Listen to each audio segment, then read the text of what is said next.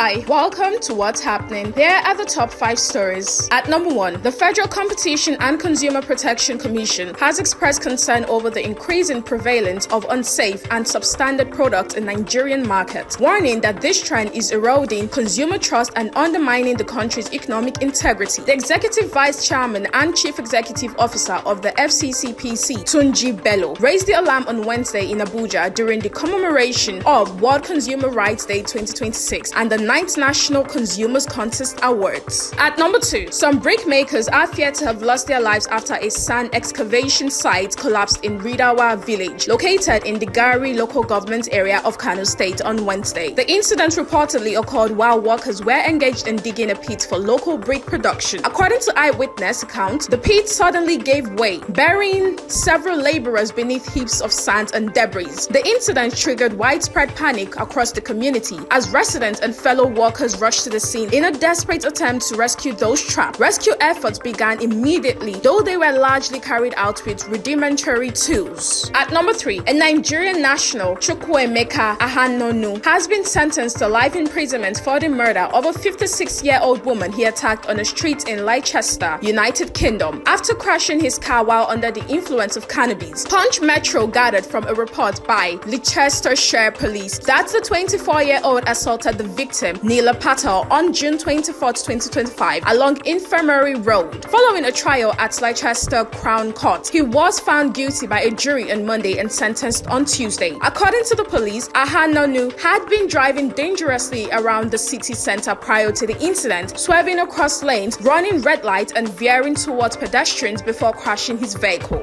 At number 4, Russia on Wednesday said a Ukrainian attack sparked a fire at a major port in the country's northwest in a barrage of almost 400 drones launched a day after a record Russian aerial assault on Ukraine. A power plant in Estonia was also hit by a drone that had flown into the NATO member from Russian airspace, while another crashed into Latvian territory, with officials saying these were Ukrainian drones gone astray. The attack came after Russia fired nearly 1,000 drones at Ukraine over a 24-hour period starting late Monday, killing a total of 8 people across the country, hitting the historic center of Lviv and residential houses in western Ukraine during Tuesday evening rush hour. At number 5, Rangers FC have confirmed a 6.5% increase in adult season ticket prices as part of a wider plan to boost revenue and invest more heavily in the men's first team squad. As reported by BBC Sport on Wednesday, the chairman, Andrew Kavanagh, said the decision comes amid rising operating costs across the club and a desire to remain competitive on the pitch. The move reflects a broader strategy by the club to increase competitiveness while streamlining operations behind the scenes. That's all for now. See you next time on What's Happening.